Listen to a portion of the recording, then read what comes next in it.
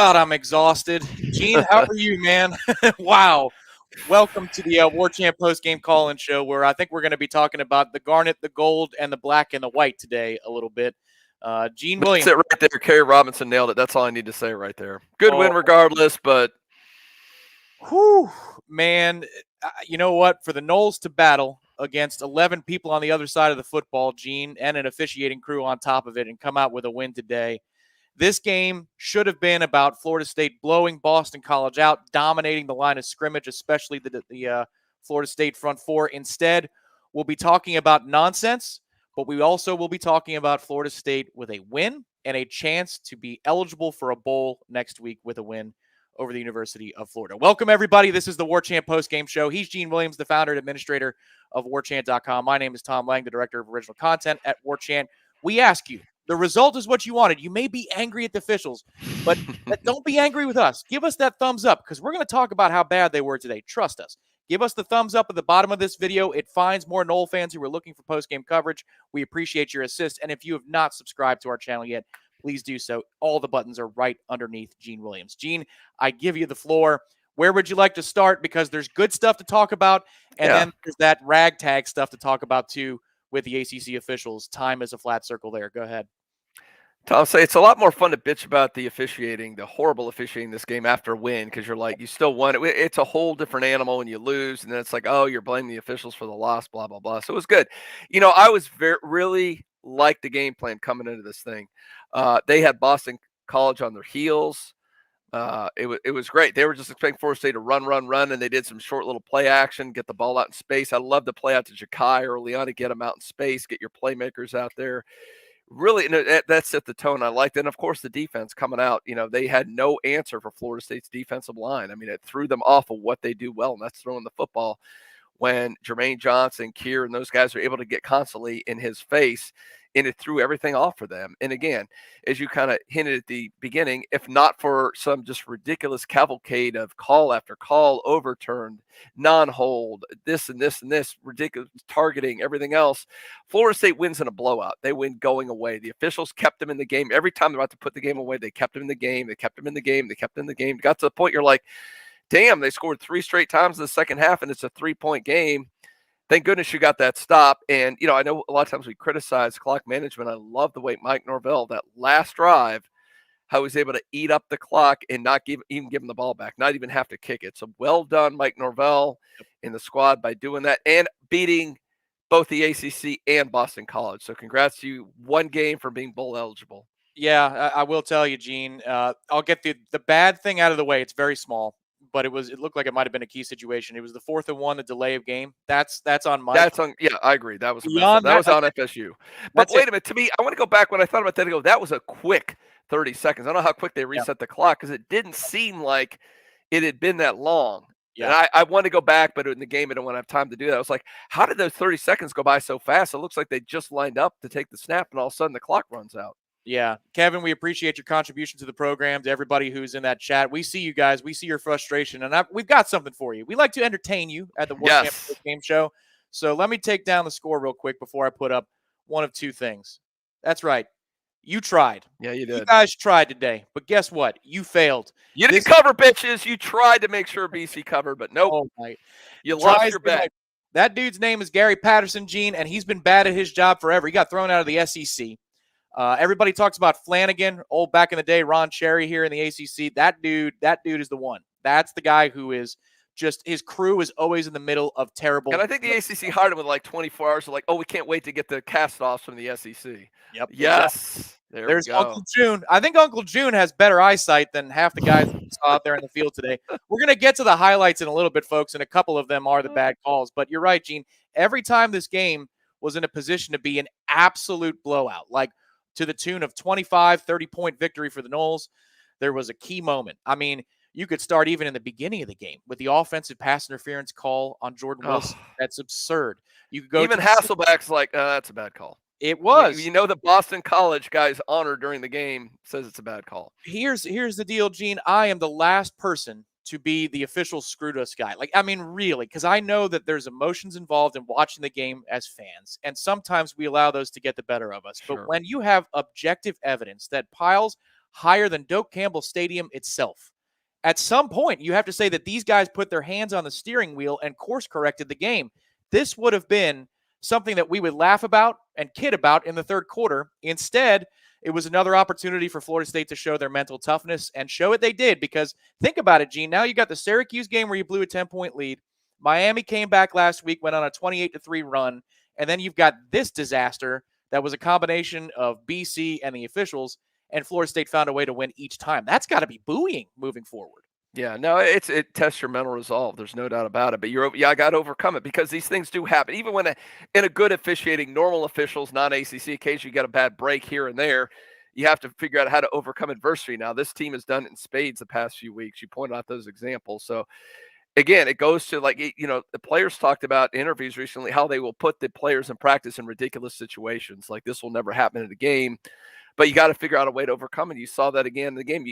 At this point, for that defense to get the stop, BC came in the second half, scored. Honestly, Tom, and I said to a couple people I was around, I said, if Florida State goes to the beginning of the half, what they didn't do against Miami, they get the ball, they go down and score, the game's over. I didn't think there was any way BC was going to come back. They scored touchdowns on 3 straight drives. Many of them officiated, they benefited in that quite a bit, but that's a lot to overcome a team that was held to 3.5 points and they scored 3 straight touchdowns. What is going on here? But yeah, you're right. At the end of the day, it doesn't matter. They did enough what they had to do to win. They managed it correctly. They got the stop on defense when it seemed like BC was moving at will. But you know what? At the end of the day, when you control that line of scrimmage, you're getting in the quarterback's face when they got to come back. It eventually pays dividends. The officials kept bailing them out every time it paid dividends, but this time enough was enough, and that won the game. I wish we could count how many times Florida State won the football game today, Gene, because I think we would have been eligible for a bowl just on today alone if you were doing it that way. We appreciate you, John. Thank you so much for your contribution. Yeah, thanks, John. We've got some other folks to thank here too. But, Gene, before we get to that and we get to the callers in a little bit, you want the stats first or do you want the highlights first? What do you think? Let's just look real quick at the stats. We'll go through them real fast. And a great game by Jordan, first of all. Yep. You want to go individual? I know everybody wants to talk about the, always in throw for 300 yards. But man, again, 3 touchdown passes. Yep. He did not have a turnover in the game. He played it smart. That's just what you want. 20 out of 34. He didn't make bad decisions. He made plays when he had to. He ran a little bit. He only ended up with 26. A lot of the sack yards, but still, a lot of sack yardage on there too. Yep. But he did what he had to do. I'm very impressed with him. You ran fairly well. I thought you would actually run for 114 yards. Again, some of that is negated by sacks, but I thought you'd go over 200 yards in the game. But a lot of the game plan was get the ball out in space. A lot of kind of the extended running game where they threw the ball out there to a lot of the receivers, Ja'Kai, those kind of people. So I really like the game plan. Yep. I don't know if anything else. Of course, you saw the 13 penalties on there for 120 yards. That's obviously the stat that it's the only reason the game was this close is that's the number one stat. Yeah, to me, I'd say about 5 of those are legitimate, and I'm not kidding. Yeah, I feel like so it should have been 5-5. Yeah, I think it's 8 of them are either debatable or downright awful, and about 5 of them you just go, guys, what are you doing? Like the delay of game being one of those. There was a holding on a punt return. Like, okay, those things happen, but a lot of other calls were just unbelievably monumental, both on the offense and on the defense. And there were non-calls. There were a couple holds on BC that went unknown. Obvious guys being just freaking hugged. Yes. Hang-tied in the back, and guys run right by him and no call. That doesn't show up in the stats, but those were there too. Yeah, to your point, Gene, about the rushing total, felt like a better day. There it is. It's highlighted right there. Sack-adjusted rush yardage, 5.1 a carry. That felt about right. That's bad. That's not bad. You take that. Not bad at all. And your average yards per play is 5.6. It was in the mid to upper 6s after 3 quarters.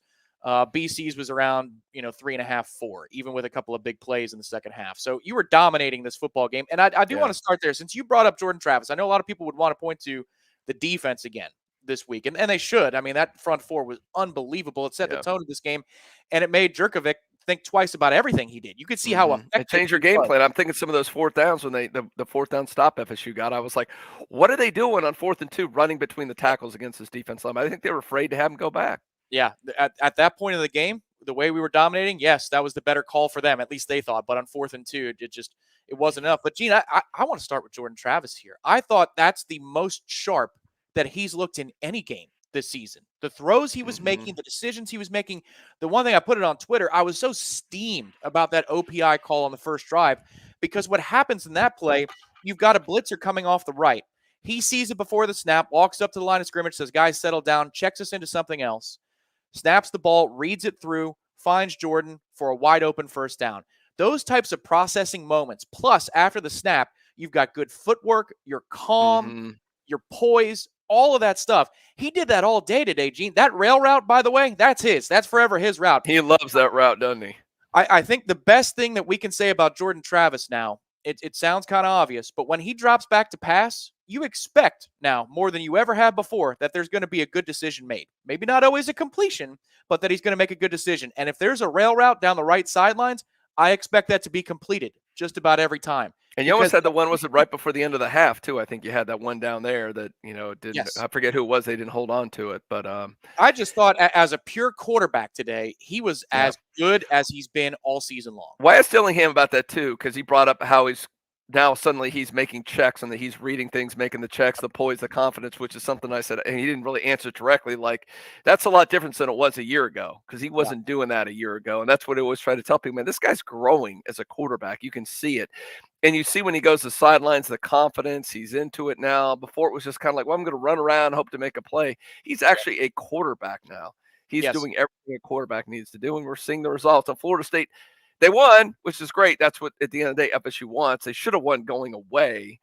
But again, we don't need to keep getting it. I'm sure we will. I'm sure some of the callers and the people want to talk about that, and that's fine. But you're right. Hey. It really was a dominating performance, I thought, by Jordan Travis and the defense. Yeah, Kim, thank you very much. My wife makes me do this. Well, yeah. The ACC officials, thank your wife.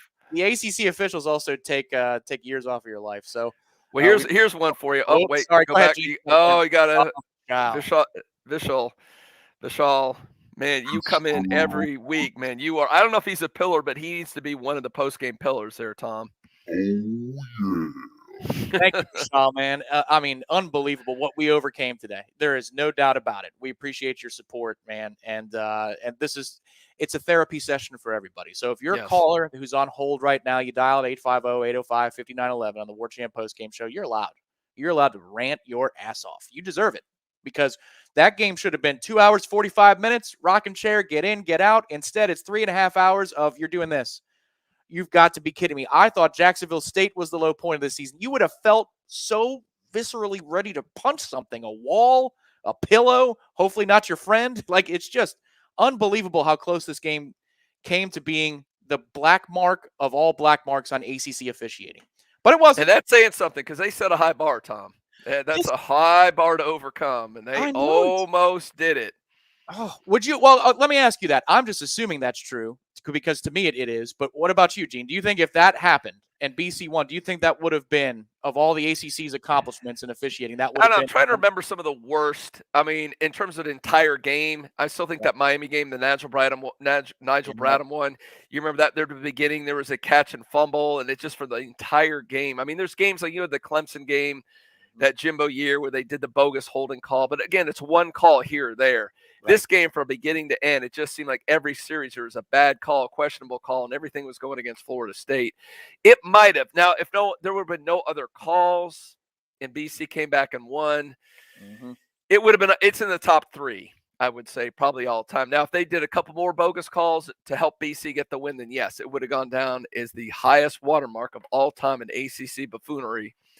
Or not just buffoonery, but frankly, fixing a game. It almost felt like at times, like, I don't know if they're trying to keep it close, to keep it competitive, or was there something? Sometimes you go, I don't want to allege something shady's going on, but sometimes you go, how can they be this bad? Are they just this incompetent, and it always goes against Florida State? Or is there something else going on here? Because this seems to always happen. No, this guy was bad at his job 8 years ago, is my point. Yeah. I remember. So you're saying it's just incompetence that just happens to always seem to fall against Florida State. That's correct. More times than not, it does. Now, I'll note when it's like, ooh, we got away with one there. But, I mean, more times than not, especially with this guy and his crew. It's just, I don't know how you can assess his performance 5-6 years ago and say that, yay, let's make sure we extend him into the future. But that's what this conference does.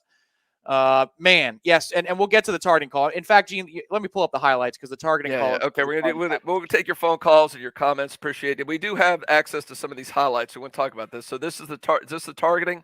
No, this is we'll run the whole thing. So this is All the right. first touchdown here. So this is Jordan making a hell of a throw to Pokey Wilson there, and then Pokey goes back. I'm like, just don't at least keep the first down. So whatever you do. So Jordan's going to roll to his left, and he's got a free rusher, but he's not worried about him. This is the thing I love about this play. This is the mobility right here. Boom. Get out of my way. What I love about that, Gene, is his eyes are down the field the whole time. He's never looking to run. He's growing as a passer, and then you've got the catch here, cutting back. He's still got the first down, and then watch at the top of that the number 1 on the field. There's Jordan Wilson. Mm-hmm. Boom. Excellent block. That's not giving up on a play. And that is not your typical tight end. That is a monstrous tight end right there, hitting the defensive back, and he just lays down. And he sets the stage. And he had a block on the other touchdown too, Tom. Yes, he did. He did. We're about to see that after this targeting call. Here it is. This is a third down. Stop it. Oh, so what you need to do is go back and watch. Before he even slides, he's already in the process of making his tackle. There is no way to stop. Boom. He's right there. He's already going in to start his move to tackle. Yes. There's nothing you can do. There's nothing there. No, what he's sizing up Jerkovich for is a hit to the thighs, and he's going to bring him down. It's a third down. This dude's 250 pounds. He bounced off of Keir Thomas and others in this game. He's 250, and how big is Robinson? 180? Yeah, exactly. So, and here it is. And he pulls his head away as to not spear him with the helmet. I mean, just trash. I'm thankful it was the first half. Yes, he's back for Florida, so thank goodness. There was a play, Gene, in the second half where Gant is on, I think it was Flowers, on a drag route, and they called DPI there, and it was a third down. We were going to get off the field, and they called Gant for grabbing the arm of the receiver. And I was texting with Jeff Cameron, and he's like, man, just get off the field. You don't have to do that. You're in good position. I'm like, I agree, but he shouldn't be in that position because 10 should be out there instead of 5, and that's the legacy of a targeting call like that is you lose one of your key players and your enforcers over the middle. Yep. I'm just glad it was in the first half because we're going to have Robinson. And I wonder some about that because Robinson's your best tackler out in the secondary, and I wondered about that in that second half. There's a lot of plays. I'm like, when they had some of those long plays, the guys seconds ago, I don't think that happens if Jamie's back there. Yeah. Oh, I totally agree. I mean, it's a huge loss. And if the game wasn't close, we wouldn't have remarked on that, but it got close. And it's like, it would be nice to have 10 out there. Here's the second touchdown play. You see Wilson in motion before the snap. What they do is they set up. Love the block here. Yep. At the bottom, you got Cam McDonald. Good block there inside the 5-yard line.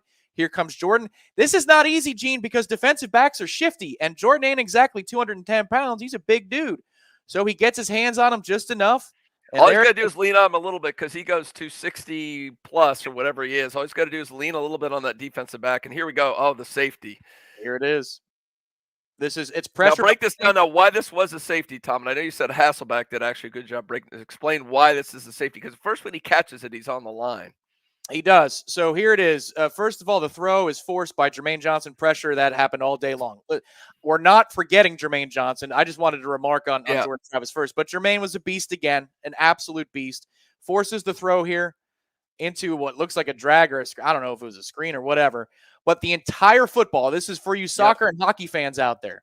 It's like the goal, the rule for a goal. 100% of the ball or the puck has to be over the line. In the same way here, Hasselbeck said it in the broadcast. It's the exact opposite of a touchdown. Where any part of the football touches any part of the front of the white line, you've got a touchdown on the field.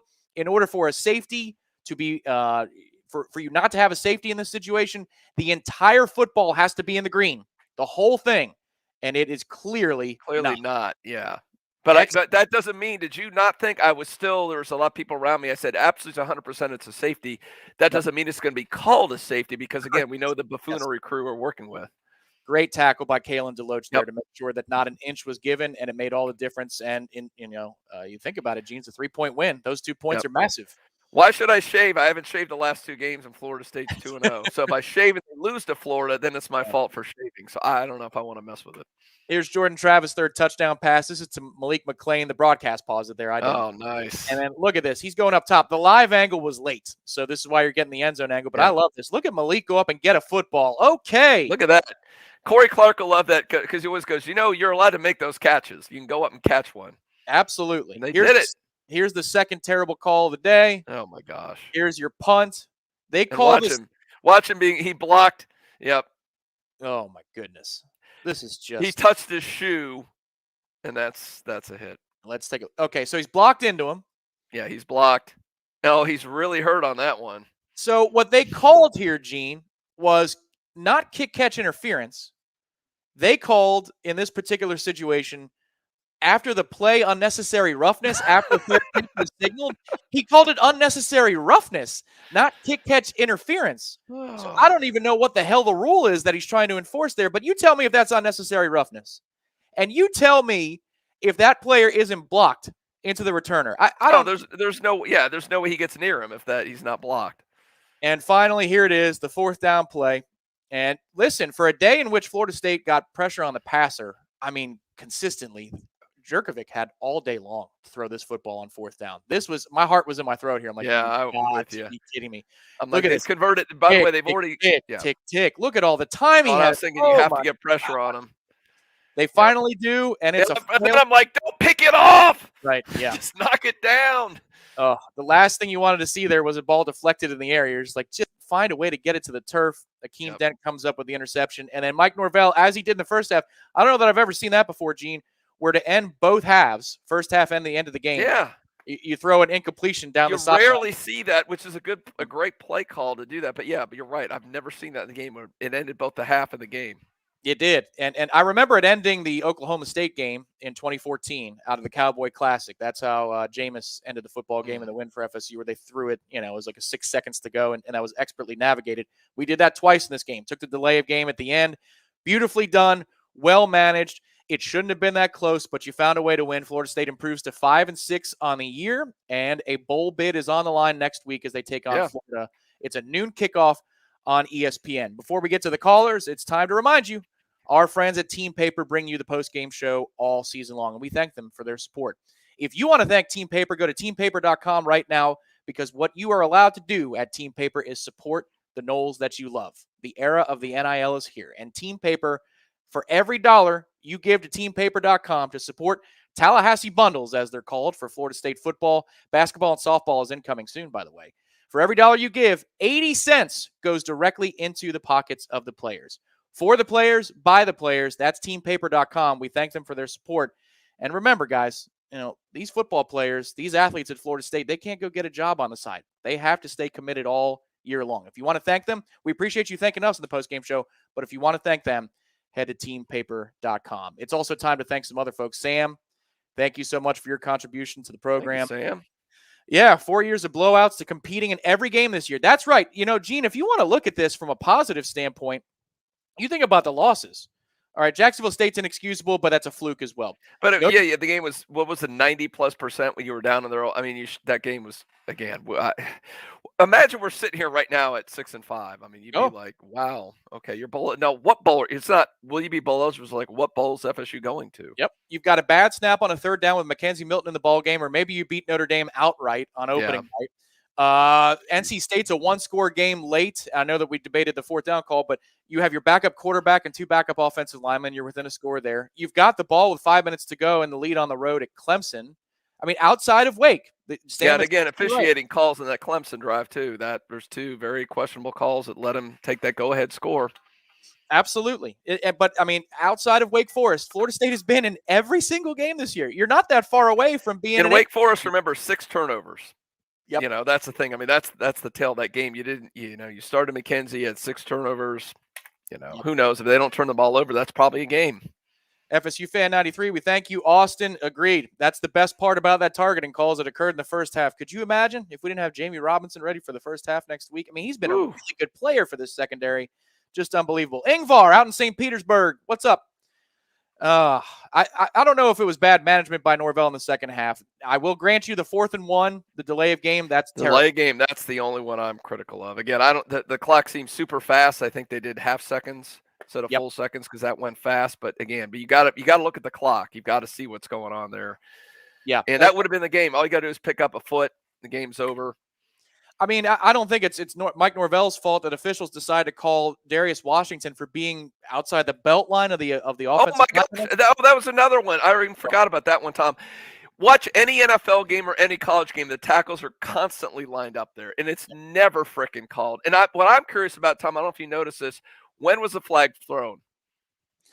I couldn't see it in live. It looked like, to me, the little bit I saw, it looked like it was thrown not until after he got the first down. It's basically a snap penalty.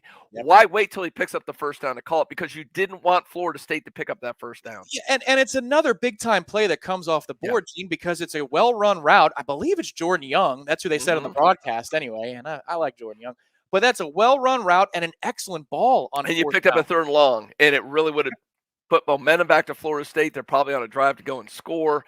It flipped the game again. It's another one of those ridiculous calls that flipped the game to BC.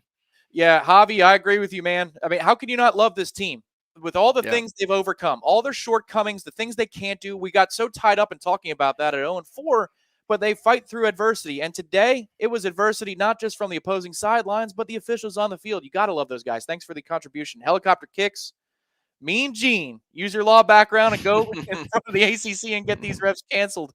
Happy early Thanksgiving to you as well, Helicopter kicks. Yeah, cancel culture, baby. Let's cancel the ACC refs. I'm all for it. That's something that should be canceled. So, Gene, for the folks who are new to the program and new to Warchant TV, if you haven't done so, hit like and hit subscribe. Let's see if we can get to some of those benchmarks this week. Maybe I'll do something. Yeah.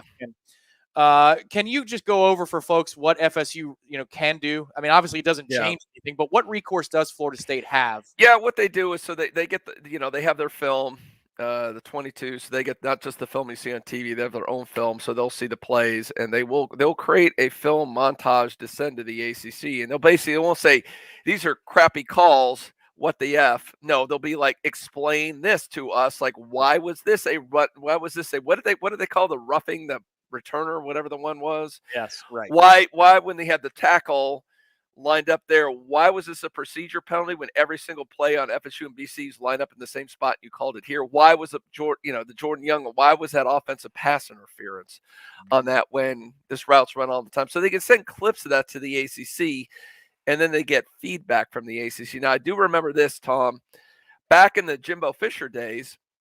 He was very adamant about some of this stuff, and he would actually, let's say, leak out sometimes the response. Mm-hmm. And I remember, if you may remember, I put out that they made 12. It might have been that Nigel Bradham game when they made 12 mistakes in that game that they admitted. And, of course, we leaked that out. So the ACC was just furious that got out. So now apparently they give very bland responses where they don't want to admit they've done anything wrong.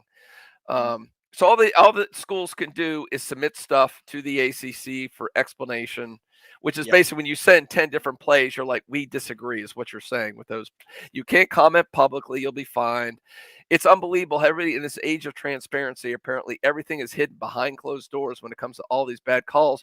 And there's no recourse. Like you mentioned, the fired guy from the SEC, he keeps getting renewed over and over and over. And there's no oversight because the ACC media days, which we get in North Carolina every year, and they have an officiating symposium. It's a really good thing. And they talk about a lot of the rules.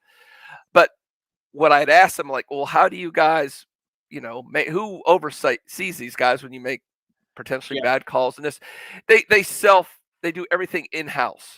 So really, it's just like, well, the outside wants to know, is Tom doing a good job? And be like, of course Tom's doing a good job. Even if you're screwing everything up, I'm not going to go publicly and say you're screwing up. So everything is kept in-house. It's incestuous. It's awful. They really need a third party to come in.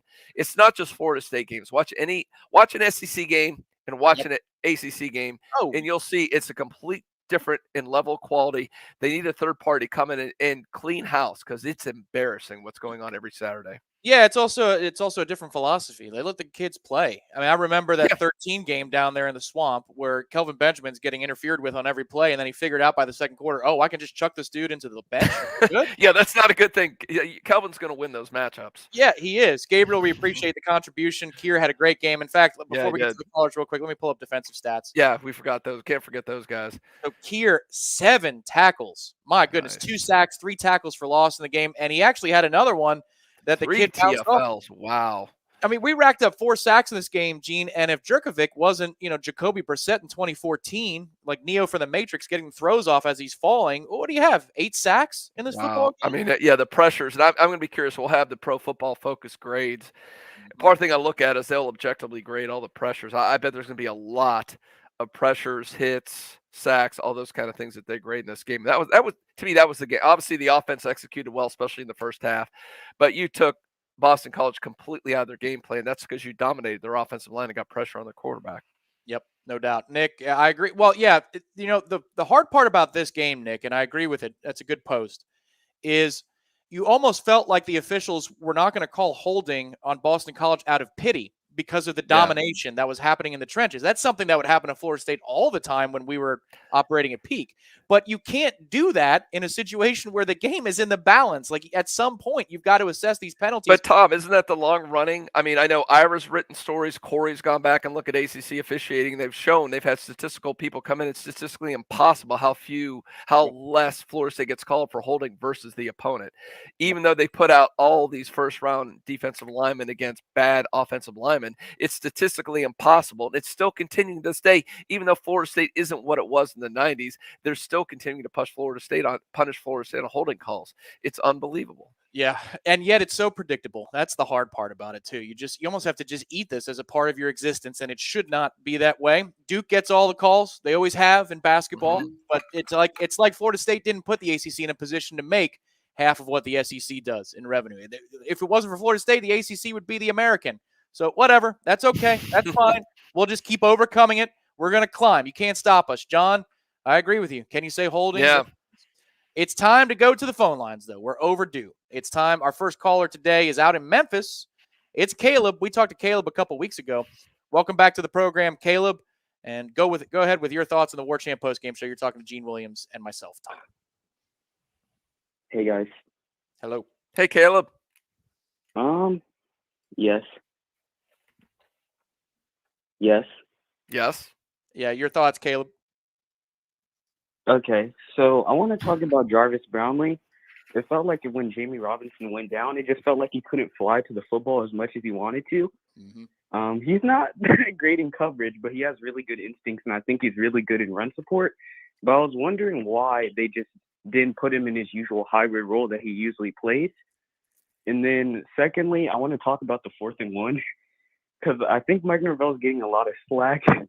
But in his defense, it kind of looked like Jordan Travis just kind of nonchalantly went up to the line of scrimmage, and that was like 3 seconds right there. So I think that's really a lot of the problems that they had. Just our defense played well enough to win the game, and Mike Norvell needs his credit because this is 2 games in a row where he's had excellent clock management when it came to finishing off games. Thank you. Go Noles. Hey, thanks, Caleb. Thanks, Caleb.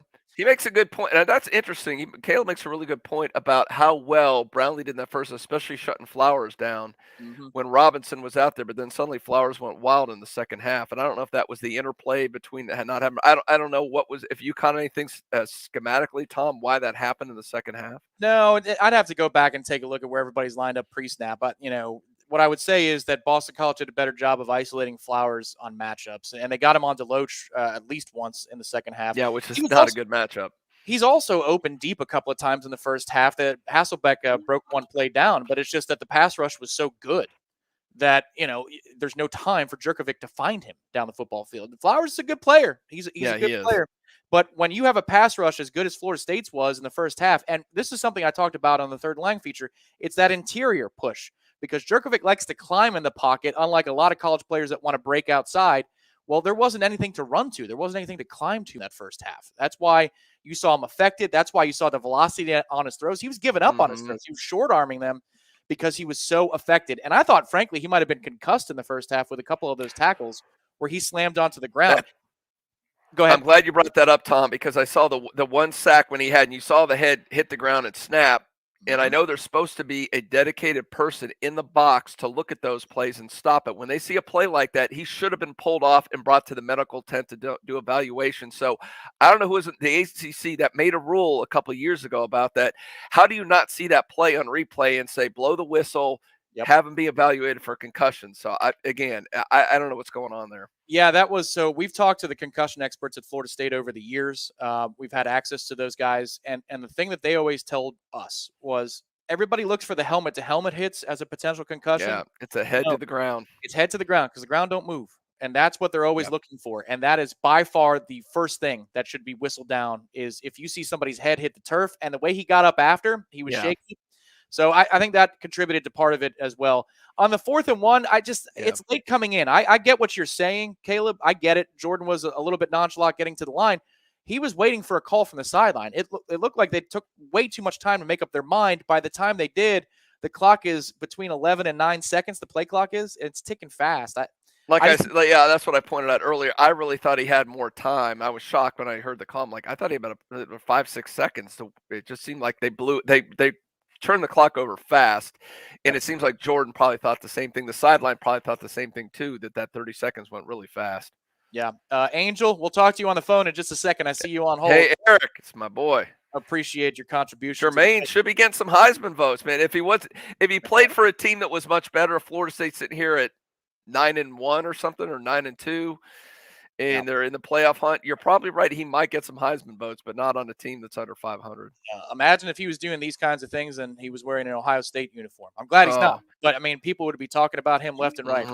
Although CJ Stroud had a nice day too, so I guess he's going to take the lead in the front runner for the Heisman. Absolutely. And I think Jeff pointed out in the college sportsbook weeks ago what a good value he was. Yes, he did. Whatever his rating, whatever the odds were a month ago, it was unbelievable. Now he's probably the favorite. He is. He's got to be odds on, and he's got the big Michigan game next week to fortify his case. Gene in Ocala, he's a regular caller on the postgame show. We welcome him back. Gene, go ahead with your thoughts on today. It's a victory, but it was a weird one. Go ahead. Tom, Gene, what's going on? Hey, Gene. We're talking to you, man, on a victorious Saturday. What you thinking? On a victorious Saturday where I feel like my heart was about to jump out my chest with a minute and something left again. Yep. Just like you guys have been saying, I mean, just great game. Great game to see us pull all that defense and just say, it looked like classic Florida State going up against Boston College. You don't have the athletes that we have, and we're just going to show you that you don't have these athletes. The only thing I wanted to comment on really and truly was, and whenever you guys do the rewatch of the game, look at how Coach Fuller puts Jermaine on the inside like we used to do DeMarcus Walker in the second half, and he did it for the whole third quarter, and we were killing them. They wasn't even chipping. There was no answer. Mm-hmm. And you changed something that's why they got those 2 to 3 touchdowns, because on the early downs, first and second down, they were lined up on the outside. Yeah, I understand sometimes whenever you line up. Oh, well, looks like we lost Gene. We lost you, Gene. Gene, always we appreciate your calls. We look forward to talking to you next week. Gene always has very insightful calls. I know you're one of the X's and O's guys, Tom's, and the kind of shifting him. And obviously it worked for, he mentioned DeMarcus Walker. He used to love when they would move him around different parts of the line. I didn't really notice that, but, if that was happening a lot in the second half, that's interesting. Any thoughts on that? No, so I'll admit this, everybody. Usually I'm a level-headed watcher of the football games, even though this is my school, and I went here and graduated from Florida State and grew up in Noles as a little child. This one was an emotional watch for me. I was so furious for the better part of 3 hours that when you're talking about schemes and personnels, and I noticed some things, but, I'd have to go back and take a look. I'd have to see if maybe there was we lost somebody personnel-wise. And so they thought that putting maybe McClendon on the field with Keir Thomas and Jermaine Johnson was the best answer that we could come up with. I'd have to look. Yeah. But that's a good point, Gene. And we know that you're a very alert watcher. So I look forward to rewatching it with those insights. We now go to the pillar. We just put up his contribution to the program. We head out to Cincinnati. Eric Angel, what's going on, Eric? Hey, Tom and G. How about them Noles? How about them? Hey, Eric.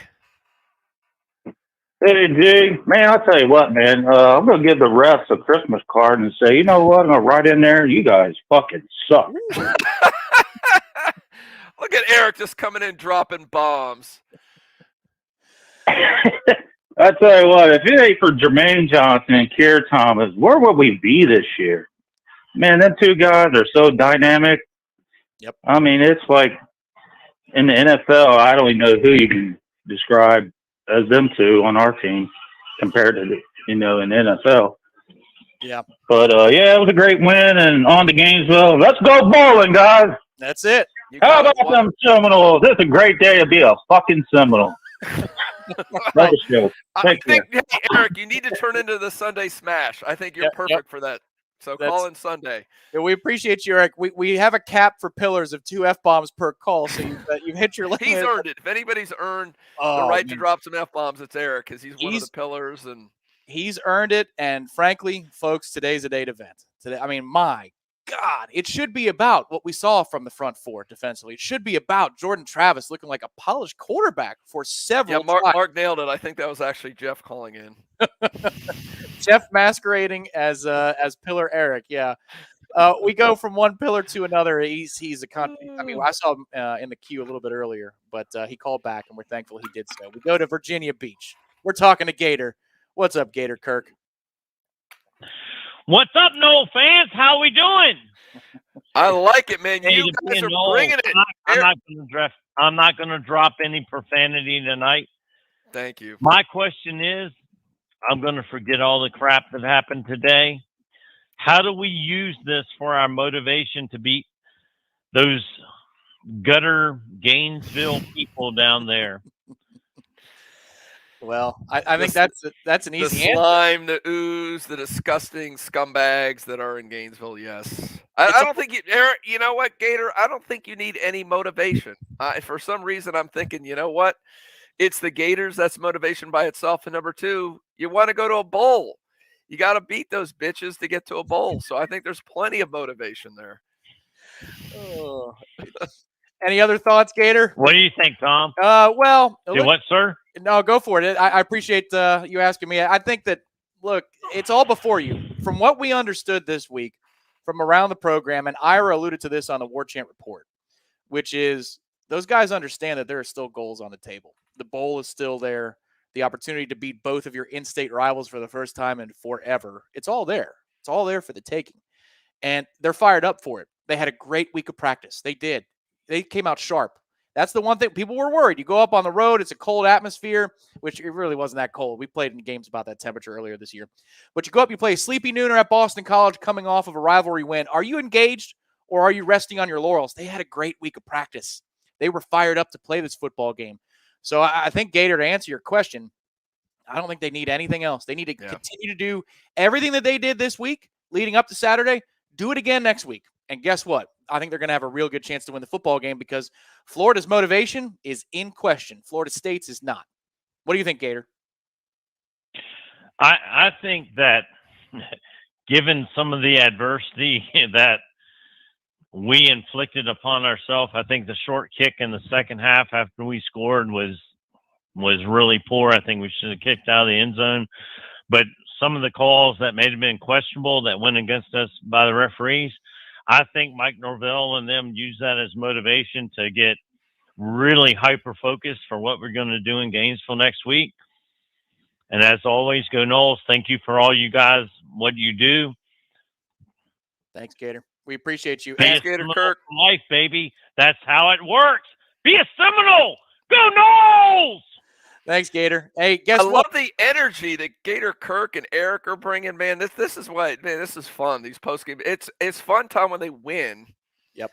The attitude. Guys are psyched up because they feel the worm has turned. This team's turning things around, and they beat the officials and Boston College this game. So 2 wins for the Noles. They did. That's the most adversity they faced all season long. Like self-inflicted against Syracuse. Miami woke up in the second half last week, answered the bell both times. Today, you had to battle the stripes plus the opposing guys, and that's what makes today a little bit extra satisfying. And Gator, keep calling, man. Keep calling because we're showing on our records. We keep records of these things in our software. You're 11 away from 100 calls. Wow. Chant TV. So I can't think of anybody better. Hopefully, maybe that'll be, who knows? Well, yeah, hopefully the bowl game post-game show, maybe we'll hit 100 then. Yeah, between now and then, there'll be some recruiting chats, I'm sure, live recruiting chats. And basketball one, who knows? Yeah, you never know. Noel Grad, 14. We appreciate your contribution to the program.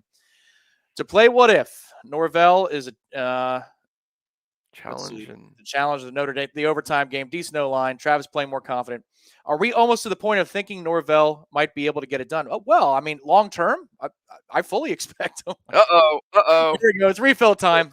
Something. Thank you. The Noles are hey! There we go. Saving me while I'm reading the graphics. I appreciate that, babe. All right. We're 1 away from the bowl. You better bring in a huge bowl next week if we bowl. just a popcorn. See you, Jamie. Yeah, I'm gonna put some really good stuff on ice for that one to be bowl eligible. We'll be. That's Corey Clark water, everybody. That's what I'm drinking right now. I'm hydrating in the post-game show. Yeah, I mean, Gene, I've already believed that long-term wise, just because of how buttoned up an operation it is, and you have a locker room that doesn't quit on you at 0-4. Absolutely, I believe that Mike Norvell is going to get this in the right direction. Sure. Did you see that stat they put up? There's only been 2 Power 5 teams that have gone 0-4 and gotten bowl eligible. Is that right? That ever done that? They put up that stat at the end of the game. So that would be one more win. You're going in history. And that's something, we kind of saw this, honestly. We saw it as soon as preseason practices. I know people are all about results and wins, and I get it. Most fans are result oriented. But, we saw this. We saw guys buying in. You saw the transfers. I mean, the fact that they had that horrible this season, you're getting your Jermaine Johnson, you're getting these, the Jamie Robinsons, guys like that to transfer in. You see the recruits coming in, the Travis Hunters, even before these wins, even when they're losing to Jacksonville State, they still had so many positive signs. So I already saw that before this. I'm not surprised that they're winning these games because the foundation had already been laid for this. And I think a lot of the fans are just now kind of going, oh, this team's pretty good. He's turning some things around. You saw the signs pretty early on. So it almost, man, it really would be beneficial to win that. I mean, it's going to, even if they lose this next week, they've done so much. You see the turnaround happening. Sure, it would be great to get this win. But, I mean, more importantly, man, that recruiting, we're less than a month away from that recruiting class. It looks like they have a really good recruiting class. You got the number 1 recruit in the nation. They just had that 5-star Georgia commitment coming in. And I know Michael Langston and our Rivals recruiting analyst both predicted that he's going to flip to Florida State. We talked about who's going to replace these guys. Well, you start bringing in the 5-stars on the defensive line. This becomes what we saw against Boston College becomes a regular foundation. If Florida State's strong up front, it doesn't matter how good their quarterback is. If you dominate them up front, you can win games like this. Yeah, there's no doubt. We're in a place now where you can expect Florida State to play hard every week. That's no longer a talking point. That's good. It sounds so small, but it's evidence of buy-in. And you have these kids who have been failed by multiple staffs if they've been here for a long time. If they've been here 2 or 3 years, they've been failed by one staff prior. And then they go 0-4 after working their butts off all off season long, and they still fight. And this is as healthy as this program has been in a long time. Mark, I see your comment there. He should, from 0-4 to go 6-2 to finish. If you do this, if you pull this off, you've gone 6-2 to finish the season, and your 2 losses were you were beating Clemson with 5 minutes to go, and with a backup quarterback, you're almost going to beat NC State at home. Yeah, that's unbelievable. That's an unbelievable turnaround. We'll see if they can finish the job. And Mark, your earlier question: SEC officials? Yes. Thank goodness. Thank goodness. After the 0-3 game that Gene broke down right here on Warchant TV with Chris Ricks and Dominic Robinson, which is a great video. If you haven't checked it out, do so today and enjoy the post-game glory of comparing 4th and 14 moments. It was after that fateful day in 2003, I believe, that the Florida State rivalry did not have ACC officials on the road and SEC officials on the road. It's home stadium, home conference officials. So, Mark, the answer is yes, SEC officials. And those games are usually pretty well officiated because they're actually professional officials. They are. They're being paid and they act like professionals. It's unbelievable. What a concept. Randall, thank you so much for your contribution. Weldon, great name. That's a really good name, Weldon. Yeah, I like that. Yeah, we appreciate your contribution as well. We go back to the phone lines on the Warchant Postgame Show. We go out to New York, another frequent caller on this program. What's up, Josh in New York? Let's talk, man. The Noles win. What you say? Tommy, Tom, and Gino! These callers are bringing it. We got a dub. That's what it's all about. I'm just going to rehash it, Gene. I'm 2 for 3. Since 3 weeks ago, I said, everybody relax. We're about to win 3 straight and go to the bowl, and that's what's happening so far. The only issue that I can have right now, if I'm nitpicking, is these third quarter lulls drive my blood pressure through the roof. The third quarter lulls, and I don't know if it's Kenny not adjusting to what they adjust to quick enough, because it happened, this is the second time in a row that it's happened to him, or if we're just not playing with enough fire. I don't know what that is. And just to add to you guys' fuel to more of your referee, tragedy. Did you guys talk about Cooper's PI? That was not a PI at all, where the receiver was pulling him down. And, Oh, that's another one. Yeah, that's another one. that was just another tragic officiating mistake. But my question is for you guys is this simple. Do you think if we win next week, when we win next week, because there's no way I'm losing to the Gators, no way. We came this far, can't lose. When we win next week, starting next year, will we be in the top 25 preseason? I'm very curious to hear what you guys think. I haven't even thought that far ahead. That's interesting, Josh. I mean, it could be. I mean, I guess a lot will depend on who they get in transfers, how the recruiting class goes, who's coming back. There's a lot of factors, but it's not impossible. I mean, if things click the right way, I could see them getting some votes to potentially be in that top 25. So yeah, I mean, that's it too. Is, and Josh, to your other point, it's interesting on the third down lulls, because that's what I thought on that first drive. Because you got to remember, Florida State took the ball to start the second half and went right down the field, a very decisive drive, and scored a touchdown. I thought the game was over effectively at that point. And I think, was it the next drive? I think they were driving again. They had a couple ridiculous penalties, didn't they, in that next drive? Tom, I don't know if it was the next drive, but the third quarter included that, illegal formation on the fourth down. I mean, so you're talking about. Yeah, this is the one I'm looking at the play-by-play. So that was they converted. That was the weird call on the offensive line they shouldn't have had. So they effectively, they might have gone down and scored 2 straight touchdowns the third quarter. So you could say the defensive lulls, because BC scored 3 straight times.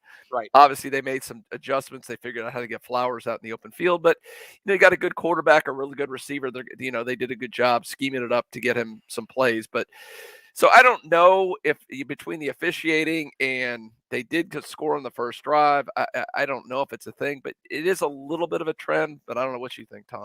No, not today. I hear you in general. I hear you. Yeah. There are lulls, and there was that one 3 and out. I think the game was a 3. There's one 3 and out. Yeah, the margin was a 3 there, and you'd like to have a response. You didn't get it. But I mean, yes, you come out of the break, you score your touchdown. It's surgical. It's an excellent drive. The next one should be points of some variety, and the officials step in, and then the whole thing goes haywire. I mean, this is another unique circumstance, but they found enough plays out there, both on offense and defense, to get the job done. I hear you, Josh, and hopefully you do get to be the purveyor of the Pinstripe Bowl. A little thing we could talk about briefly before we go back to the phones. But Gene, 5-win teams make bowls. There's a chance that Florida State found their way into a bowl today, that they might have done so today. Whatever happens next week. That's true. The APR has gotten better. The Florida State brand for the types of bowls that, house teams that win 6 games would definitely look fondly upon a Florida State fan base that wants to go to a bowl. They might have accomplished the mission today. I'm not saying don't go down and beat Florida. Beat their ass. You always want to beat the Gators. But they might have done enough today.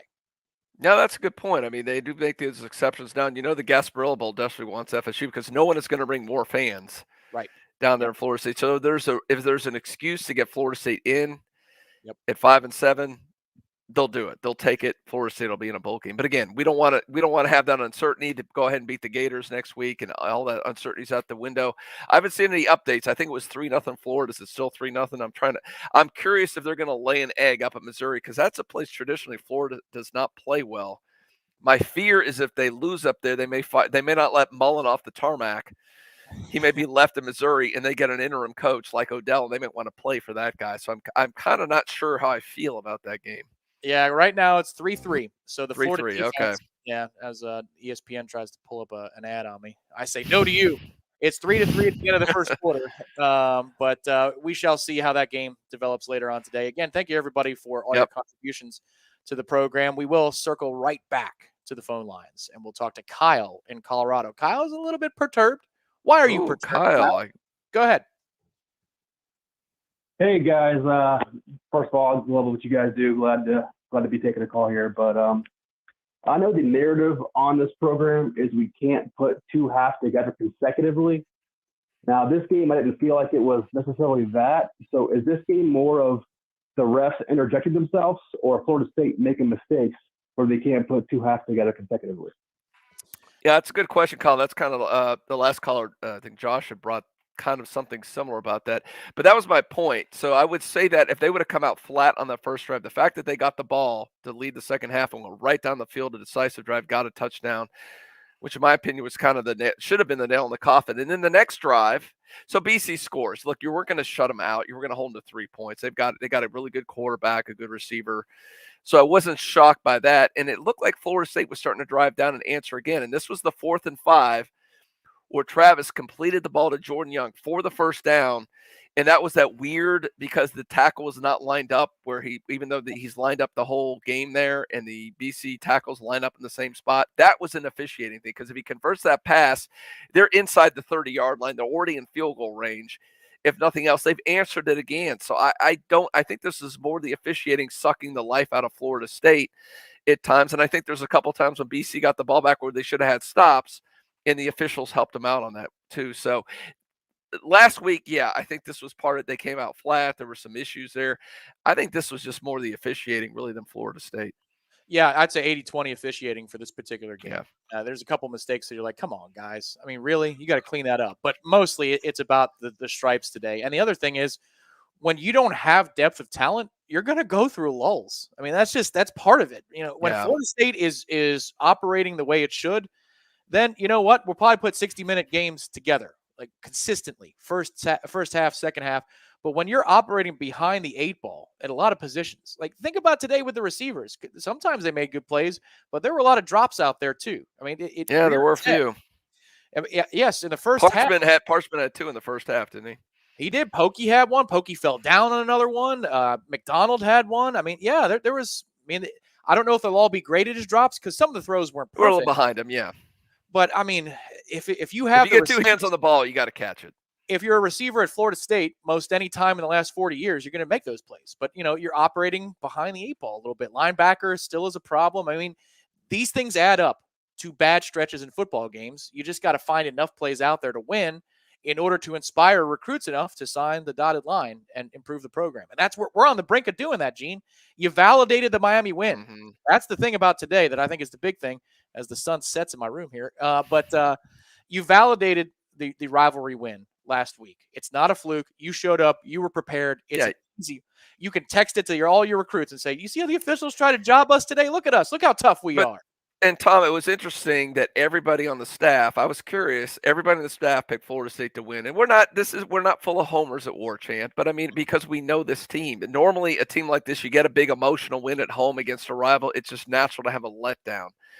This fortitude of this team is a lot different than what we've seen the last few years. So you knew they were going to go on the road. They were going to fight and be physical against a team that's going to want to be physical against you. And they did exactly what we thought they were going to do, absent sans all the bad calls. But, they went in, they fought, and they played well, and they didn't let that get to their head. And this is a testament to what Mike Norvell is doing with this program. Yeah, there's no doubt. And Gene, so we do have Mike Norvell's press conference. It was not the usual, if you can believe this, there is a recording of the press conference from inside the room after a football game. The Zoom was not working for Florida State, so we do have the angle and we do have the presser. Do you want to give that a go and hear Mike Norvell's thoughts after the win over BC, or do we want to punt on Mike? Yeah, because we'll have that. You can watch that on Warchant TV. We'll have that. If you're, this is a good opportunity to tell people to subscribe to the channel. But bottom right, you'll see a little subscribe button, and you want to do the hit the bell so you get the notification, so you can watch every Mike Norvell press conference we always have on Warchant TV. Original shows tomorrow night. Ira and Jeff get together for an unfiltered Sunday Smash where they get a little bit more detailed into the game and talk about some other FSU stuff. And of course, you guys, Jeff Cameron Show. Monday, I want to say Monday through Friday, but Tuesdays is Seminole Headlines. But it's 1 to 3 every day. You either get Jeff Cameron Show or Seminole Headlines on Tuesday. And, of course, the postgame show next week after Gainesville, noon kickoff against the Gators. We'll be on about the same time, breaking it down, taking your phone calls. Oh, again, I got called out again for the Ward jersey.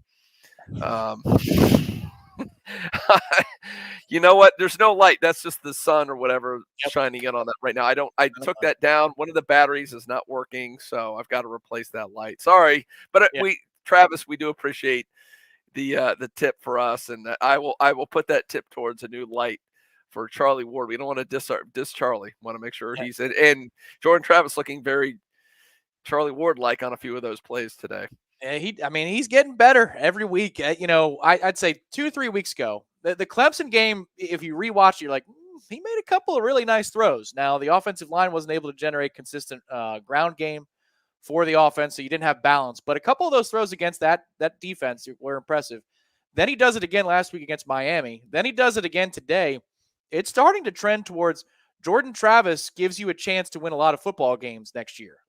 That's just full stop. That's where we're going. If he continues this growth, you've got a real chance with him. You don't have to worry necessarily about finding yourself a starter in the transfer portal or leaning on A.J. Duffy to come in and make an immediate impact. Man, Gene, the futures look good for FSU in terms of win total. And to answer Josh's question from earlier about are they going to be in the top 25 next year, Gene was spot on. It's the transfer portal. You have to replace Keir Thomas and Jermaine Johnson. You've got to be able to replace those two. I like what McClendon is doing in some certain situations on the field for us, but you're going to need more answers than Derek McClendon in order to be able to replace that type of impact that we have at edge rusher right now. It's so comprehensively good. It's not good for Florida State, good for the ACC. It's legit really, really good. That's going to be a major hole unless they can go into the transfer portal and go find themselves another stud this offseason. And Tom, I was thinking about this too. It seemed like you're talking about how Jordan's developed. It seemed like they've recognized that the coaching staff, they're calling this game differently than just what they would have called it a month ago. They go into this game immediately. You think they're just going to run. Immediately, they put Jordan on the spot and have him throw the ball around. And it caught BC off. They didn't expect him to do that. It's because I think what they saw, what happened last week, that they know they can depend on him not only to run the football, run the zone read, but to also go back in the pocket, like you said, make a check at the line, make the reads, throw the little outs, get guys in space, and do those things in rhythm on time. And man, for the most part, like I said, a couple throws maybe a little behind some guys here and there, but for the most part, man, you couldn't ask for more. And it's just amazing his development. And we saw the signs last spring, and a lot of the fans were upset early on. He's not developed. He's the same guy. And it's a different thing in practice, obviously, than in games. But now we're seeing it translate to games. And the coaches are now going, okay, it's working in games. We have confidence in him. We can open up the playbook a little bit. And it does so much for an offense. When they have to respect him running, the zone read, you got some good running backs, the line's blocking better. And all of a sudden, they got to respect you vertically a little bit and horizontally. Man, that's fun. That's when it gets really fun to be an offensive player. That's when the offense does what Mike Norvell did at Memphis, why you got so excited. There was one play today. It's a simple one. I don't even know. It might have gained 15 yards. But it was an RPO and a pop to the seam to hit Cam McDonald. And that's the essence of this offense is you want read option. You want the quarterback to be poised enough to see an opening, get the linebackers to flow down, and you hit the tight end of the seam. If we get ourselves a legitimate tight end in this offense, they're going to be one of your favorite players to watch. He might be listed as an H-back or whatever, but these little elements of the offense, what I saw today, they're the things that in theory are supposed to happen all the damn time with a Mike Norvell offense, but you've just been limited. And they've worked around it, and they found a way, as our next guest, I see him in the green room right now, will often say, this offense is going to find a way to score just about 30 points every week with Jordan Travis.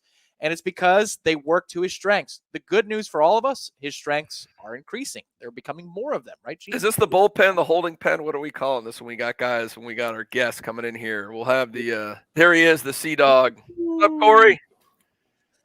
What's up, guys? How you doing? You doing all right? You're not live from Boston, I'm guessing. No, correct. I didn't bring this banner with me. I'm in my kitchen.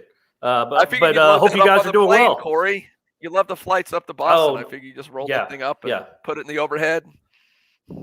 Exactly right. All right.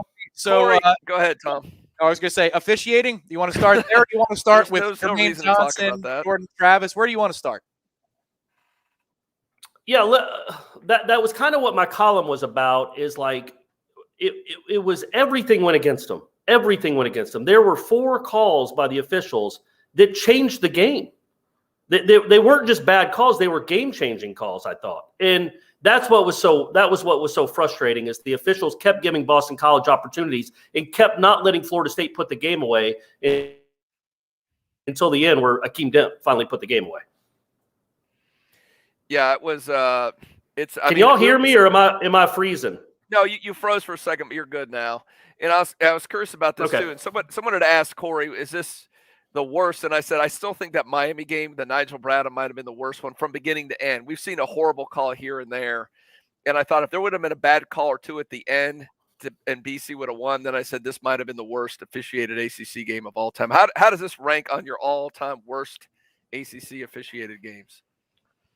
I mean, it's up there. It's on the Mount Rushmore for sure. It was an awful game. Again, Jamie Robinson, like, what's he supposed to do? I know by the letter of the law, it is what it is, but that kid is a huge kid. You have to tackle him low. Nobody expects him to slide short of the first down marker. I mean, that's crazy on a third down run.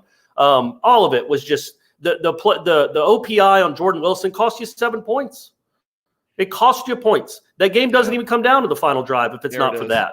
I mean, right there, Jamie Robinson is already starting to lean forward. He has no idea that kid is going to slide. Yeah. He's trying to tackle him at the legs.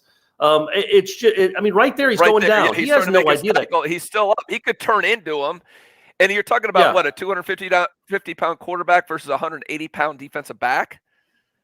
Yeah, I mean, it's a Roethlisberger versus a corner. It's crazy. And then the OPI on Jordan Wilson was ridiculous. The pass interference on Amari Cooper I thought was ridiculous. It just happened to be by Boston College's sideline. And then I don't know if I've ever seen a tackle be called for that play, which cost, again, Florida State a fourth down conversion where they were going to be at least in field goal territory and probably put the game away right there.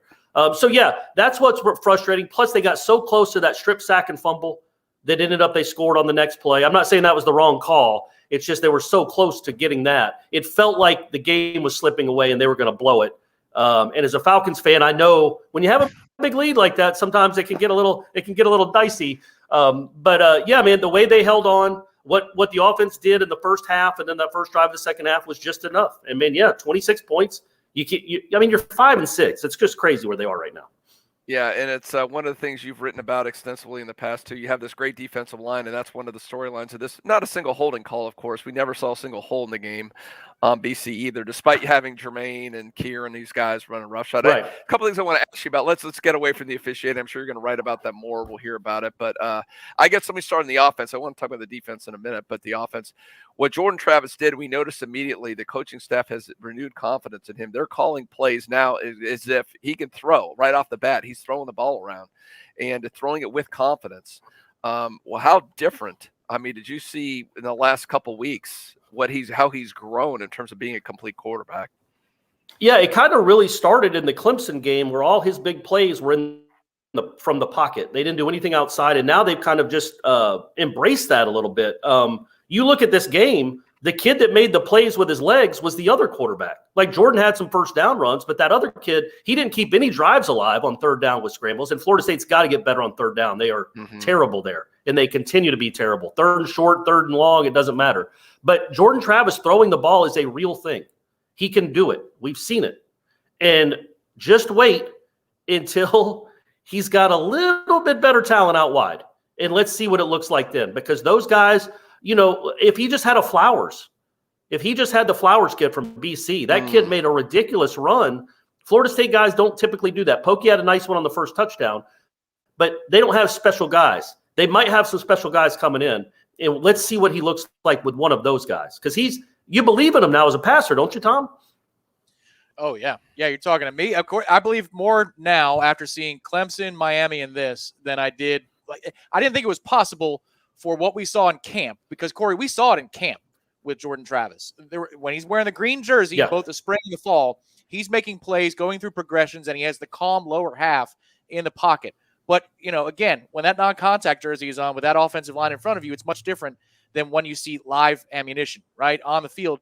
And you saw some of those bumps on the road when Florida State played Notre Dame the opening week. It's like, all right, maybe he's just not able to slow it down enough when the game is live. But now it's a trend. It's almost – I'm to the point now where I expect him to make 2 or 3 really good throws next week on the road in Gainesville. Before it was just throw it enough so that you can use your legs to be a weapon. It's gone to a different place now, Corey. You're absolutely right. And listen, I think for my money, as good as Jermaine was and as good as Keir Thomas was, I wanted to lead the postgame show. I thought that was as sharp as Jordan Travis has ever looked. A lot of the throws and decisions he made showed great poise and processing of information down the field. I don't know if you agree, but I thought this is his best performance yet. Oh, yeah, maybe North Carolina, but that was a different kind of game. He only threw it 13 times. This one, they had to win with his right arm, and they won in large part because of his right arm and then those 2 defensive ends you talked about. But, yeah, man, you start to get a little – like, imagine that guy with some weapons the same running backs, who I'd like to be a little bit better than they were today. They didn't seem to run hard in the first half. They had some nice runs there, mixing in the second quarter. They didn't start out great. And Toafili's got to learn not to run backwards, but that'll happen. He thought his touchdown. But overall, when he gets more skill around him, imagine not having to the run game won't be such a big part of what he does, right? It'll be something he can do, like the Jerkovich guy. Like he's not what you'd call a runner, like he's going to run it 16 times a game, but he can run and extend drives. And that's what Jordan Travis's legs could be used for in the future, not, first down carries as much as he's doing right now, because he's so good and he's starting to get real comfortable in the passing game. And that makes everything harder to defend. And Corey, really to me, the MVP of the game was the defensive front for Florida State. You mentioned Jerkovich. Imagine what this score would have been if not for the aid of the officials. They probably hold them in the teens. You've got a really good offense, really one of the top quarterbacks in the league, one of the top receivers in the league, and you really, for the most part, held them in check. And that's all due to most of it was pressure. There are a couple of times guys got open the secondary, but he couldn't get the ball to him. That's Jermaine, Keir. Just give us a little about what the effort those guys put forward today and how important they were to this victory. Oh, they were everything, right? Like that's the reason they had 3 points at halftime. That's the reason you got a 23-point lead, is because the only drives they had, the only field goal they had in the first half was on the two ridiculous penalties. That's the only way they moved down the field at all. They had 90 yards of offense in the first half. I legitimately thought if Florida State, if they don't give up that long kick return and they get a 3-and-out right there and then go score again, they probably pulled Jerkovic because he was getting killed. And they wanted to save him for the last. I mean, they had no chance. Now, what they did in the second half is they started double teaming Jermaine, and that worked out a little bit better, but not much. Again, you're literally about a fingertip away from winning the game on a strip sack by Jermaine in the fourth quarter. He just doesn't hit the ball. He hits the arm and not the ball, so it's ruled an incomplete pass. But I thought Keir Thomas is great, man. To be the other defensive end transfer, he's incredible. I mean, he had 5 quarterback hits today. He had 2 sacks, and then 5 other times he knocked him down. Just a great game by him. And Jermaine's just a game wrecker, as Hasselbeck was saying on the broadcast. You mentioned Jerkovich, and we brought up earlier, it sure looked like that. If you saw that replay, it looked like his head hit the ground. He was stunned. Why that? Isn't there supposed to be an official up there from the ACC to see when a guy could be concussed to pull him off? Why didn't pull him off and bring him to 10 at that point? I mean, what's that guy there for? Why are you asking these questions? You're there for an entire game, one person to do one job, and you see that obviously the guy's head hits the ground. What is he up there? Is he maybe at that time he was back in the press box getting a soda or something? He didn't watch the play. Or getting some chowder. He's probably getting some clam chowder or something. Yeah, man. BC. So okay, that explains it. Thanks, Corey. Beforehand, it was interesting. The entire staff picked Florida State, even though Florida State was a 3-point underdog. I think it dropped to 2 by game time. 3-point underdog, but everybody on our staff picked Florida State to win. You're saying coming off an emotional win against a rival, you're going on a road, a team with a really good quarterback. You understand why everybody picked BC, but we didn't. Because why is that, Corey? And why were we all right? Because we know the mentality of this team is so different than what it's been the last few years. Well, I'll be honest. I think Ira screwed up my pick because I did pick Boston College to win, and he picked Florida State. So I'll admit to that. But my thought was, and I said this before the game, and I just wrote it. This is the most impressive win Norvell's had, in my opinion. But it's not the most important. The most important was last week against Miami. Yeah. But to this stretch of at Clemson, NC State when you're flu-ridden, Miami at home, in a really emotional physical game, and then having to turn around 6 days later and play that team, that kind of team up there on the road, and to jump out like that and then hold on. Again, this is where where a culture is being built, and it's not just a one-off. It's not just a fluke. That's really impressive, man. So you're starting to believe now, right? Like, I wouldn't be stunned at all if they go down and beat the Gators. I might actually be surprised if they don't, with the way they're playing and how hard they play for this coaching staff and each other. Is really commendable. It's a real fun team to cover. I can't stress that enough.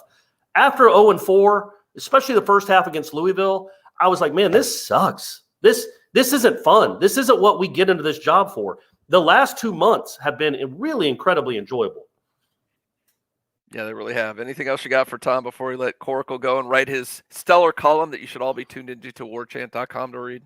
No, man, I guess I just want to ask, it's been a good year for you. Your Braves won the World Series. Your alma mater is playing some good football. I don't know if anybody's heard about Georgia football, but it's pretty good. Charleston Southern has, baby. Florida State. How about those Falcons the other night? They put on quite the show. Well, Gene, come on, calm down. Damn, there's the wet blanket. There's the wet blanket. But the Noles are 5-2 in their last 7 football games. They're 5-2 in their last 7 football games. Yeah. Wow. Corey, is this the happiest you've been in 5 years, 10 years? What do you think? Yeah, I was saying it's the most fun I've had covering this team since probably 13. 14 was fun, but there was also we all know what was happening on 14. Yeah, this is the most fun I've had covering this program since 2013. They are just really fun to watch and talk about and write about. They are not overly talented, but that doesn't mean they can't be fun to watch and appreciate. And I hope people are appreciating what this team and what this coaching staff has done, because this is an all-time turnaround from what was going to be a disastrous season. It's really impressive. Corey, before I let you go, they put up the stat right after the game. I don't know if you saw that. It was interesting that there's only been 2 other Power 5 teams that started out 0-4 that made a bowl.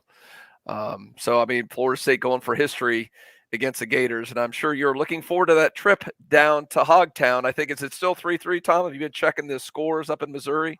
Yeah, last I saw, early second quarter, 3-3.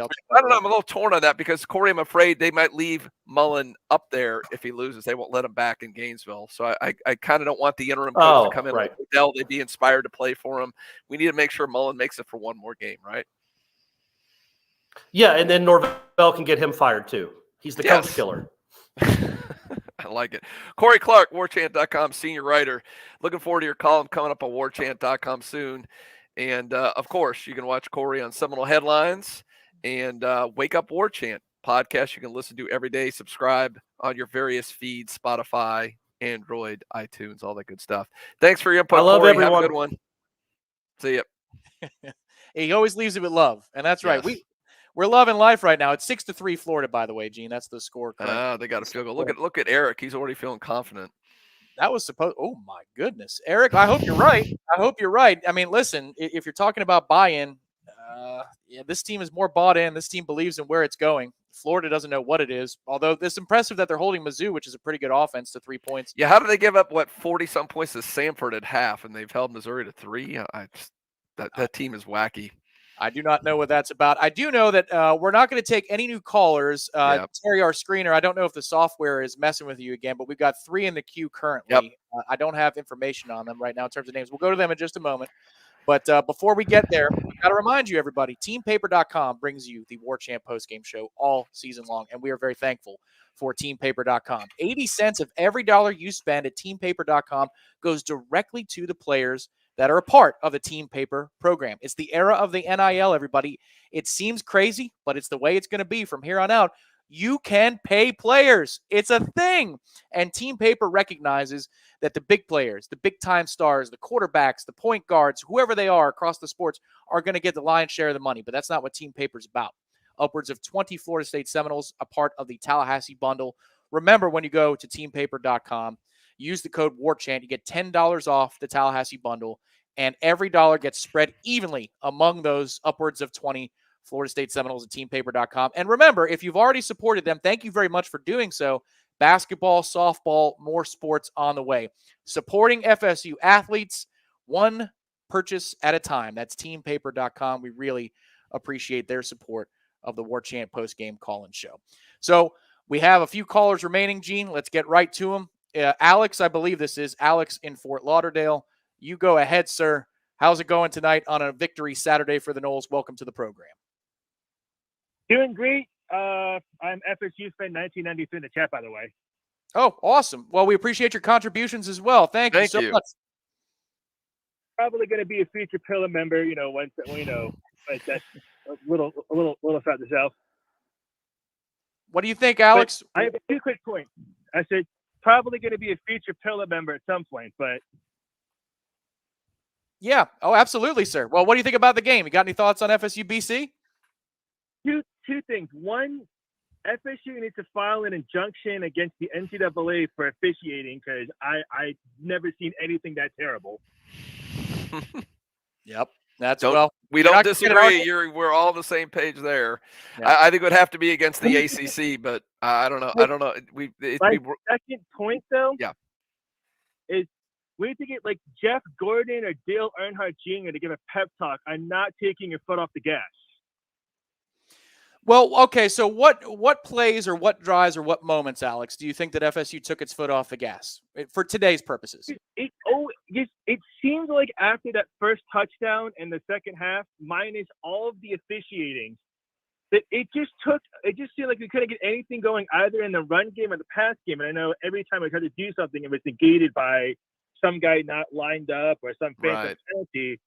But it seemed like in the Miami game, we had an opportunity just to put this away, and we just don't seem to have that instinct yet. And it's not like a specific drive. I always just feel like in the second half, we come on a little flat, and the team always seems to jump on that like indecisiveness. Is maybe a better way to call it.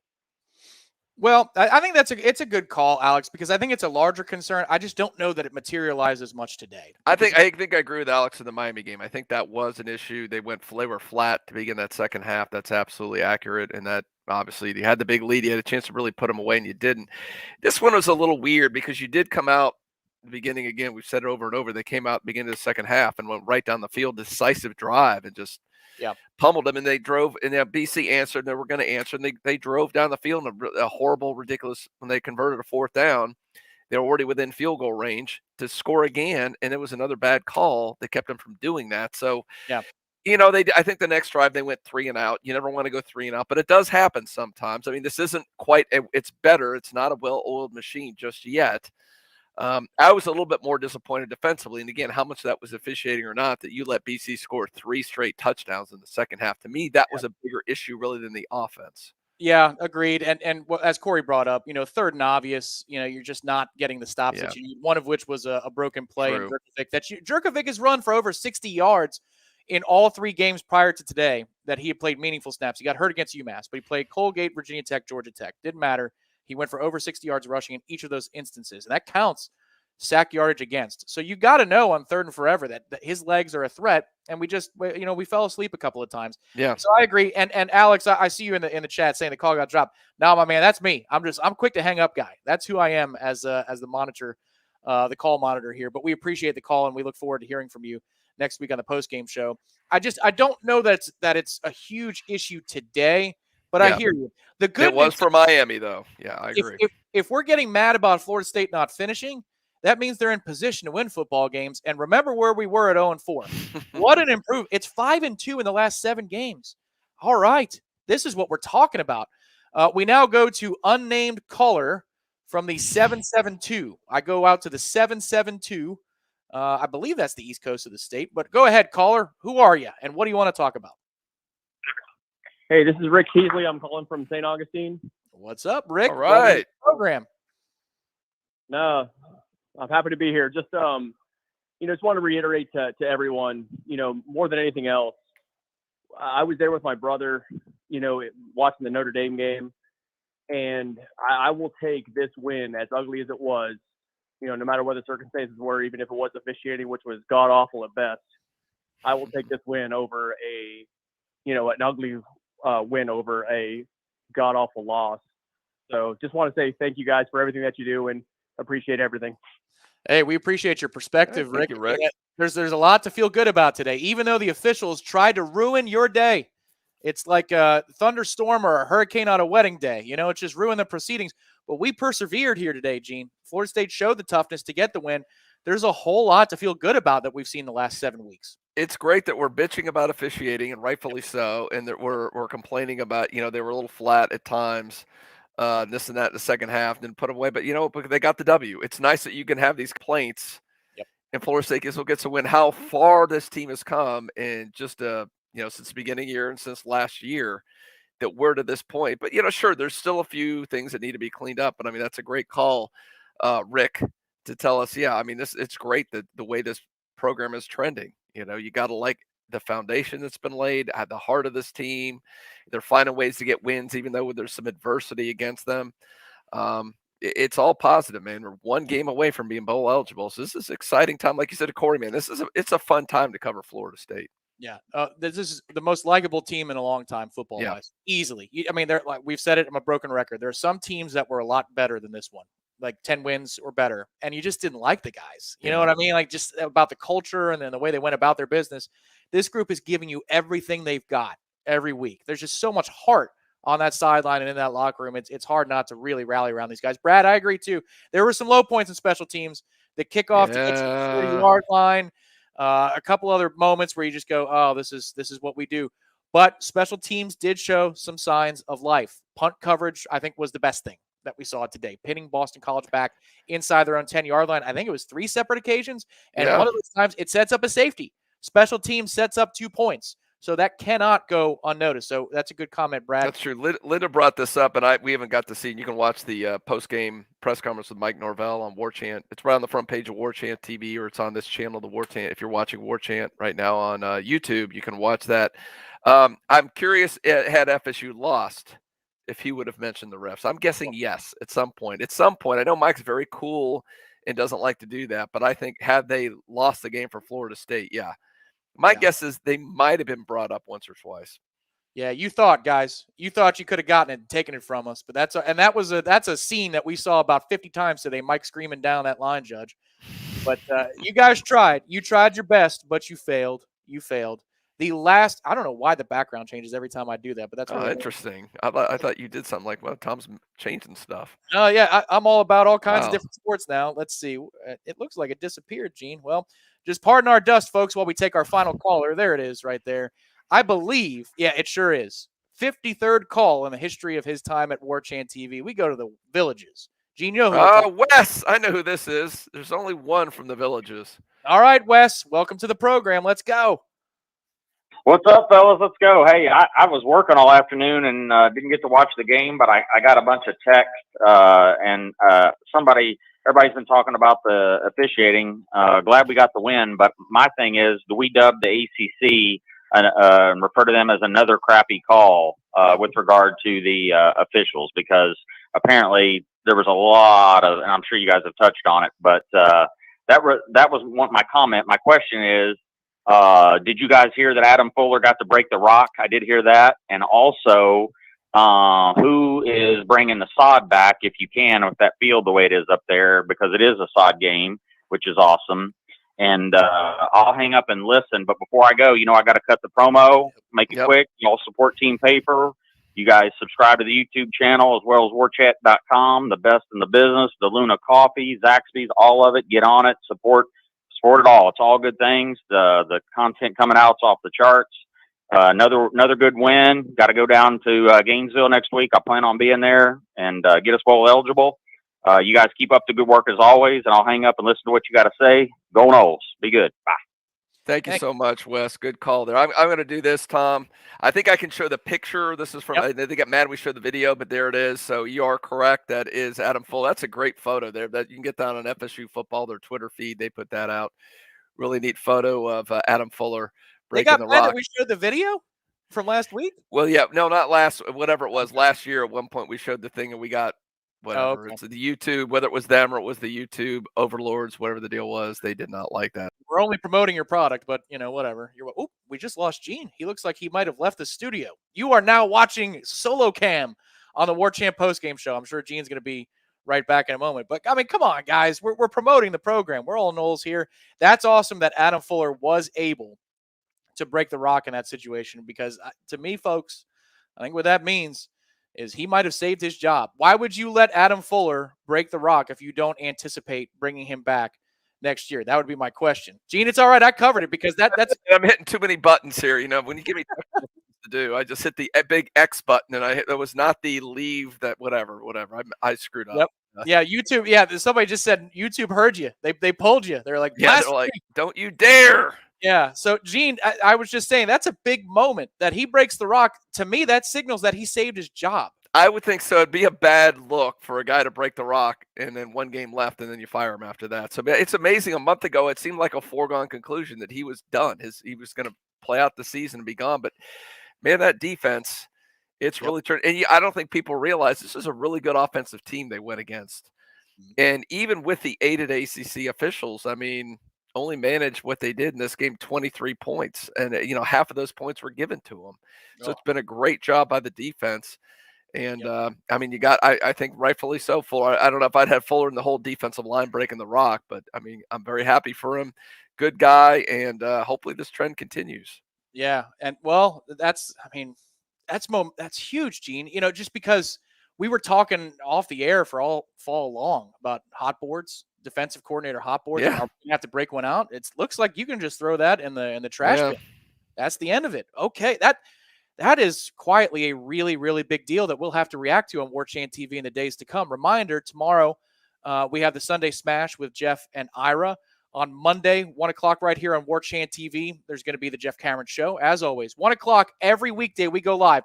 We will be taking Thursday off for Thanksgiving, and this is our opportunity. Slackers. I actually let him get a day off. I can't believe it. I'm getting lazy and freaking soft in my old age. It's our opportunity, though, to say to all the callers and commenters and everybody who subscribed to the channel and they haven't, this is your first time by, we wish you a happy and safe Thanksgiving. Yes. Hope you enjoy the heck out of the turkey and being together with your family.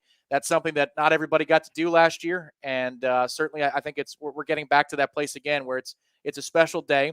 And if you're in one of those houses divided and you're talking about Florida and Florida State football in that coming Saturday, guess who gets to puff out their chest a little bit more at Thanksgiving this year? It would be the members of the Noles contingent. Final thoughts, Gene? Anything that you have before we wrap up another edition of the Warchant Postgame Show? Yeah, just another step in the progression of the staff of Mike Norvell and everybody. We've seen it little by little, man. They just keep getting seems better and better, and they keep overcoming more and more obstacles, and they build on that. It's one thing. It's the old adage: what doesn't kill you make you stronger. When they have adversity, they overcome it, and they're better for it. It builds more confidence on more confidence. So that today, they had to overcome a lot of stuff last week against Miami, all the momentum.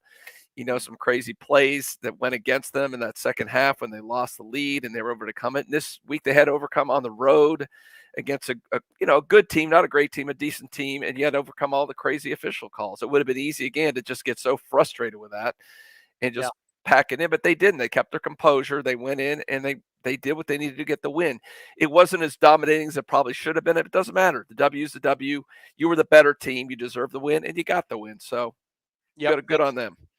And before we wrap up, to answer Wes's question, even if it's fake turf, somebody finds a way to take a haircut of the turf and bring it home. I haven't had enough time to look at that to see who did you bring that up? We don't know who got the turf back yet. So yeah, Kier, it says Kier was okay. Hopefully Dax is correct. Well, that would be a great choice, given that he had 7 tackles and he could have had 84 sacks today if he wasn't held. And somebody made a point earlier that from all the calls. I think Kier in one situation didn't want to wrap up and drive the quarterback to the ground because God knows he would have been thrown. But you see when he does that, he hits him, his arms are like this, and then he's like this. Yeah. He's like, I don't want to get called. Right. And that's the legacy of this game, beyond the fact that the Noles improved to 5-6 and are now 5-2 in their last 7 football games with this roster. The other headline is, you tried, ACC refs. You tried your best, but you weren't good enough to best the Noles today in Chestnut Hill. Florida State improves to 5-6, have a chance at a proper bowl berth with a win over the Gators. As we sign off tonight, we're going to be watching that game, I'm sure, Florida and Missouri, as they're into the late part of the second quarter. We, again, thank everybody who commented today on YouTube, Facebook Live, Twitter, the folks who have hit the like button on the video. If you haven't done so yet, please add yourself to the list. Today's a good day, Noles. Hit the like button. It's happy times in Tallahassee and everywhere in Nole Nation. If you haven't subscribed to the channel, please do so. And remember, we've got all kinds of great content. If you're not done and you want more coverage, stay with us right here on this channel. We've got post-game reactions.